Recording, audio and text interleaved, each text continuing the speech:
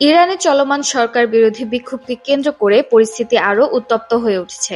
এমন অবস্থায় দেশটির নিয়মিত সেনাবাহিনী এবং অভিজাত বাহিনী বিপ্লবী গার্ড কোর বা আইআরজিসি রেড লাইন ঘোষণা করে কঠোর সতর্কবার্তা দিয়েছে। সামরিক বাহিনীর পক্ষ থেকে জানানো হয়েছে, জাতীয় স্বার্থ, কৌশলগত অবকাঠামো ও জনসম্পত্তি রক্ষায় তারা কোনো ধরনের আপোস করবে না।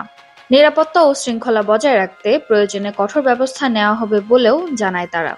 বার্তা সংস্থা রয়টার্সের প্রতিবেদনে বলা হয়েছে, দেশজুড়ে চলমান ব্যাপক বিক্ষোভ দমনের অংশ হিসেবেই শনিবার এই অবস্থান জানায় ইরানের সেনাবাহিনী ও আইআরজিসি। এর আগে যুক্তরাষ্ট্রের প্রেসিডেন্ট ডোনাল্ড ট্রাম্প ইরানের নেতাদের উদ্দেশ্যে নতুন করে সতর্কবার্তা দেন।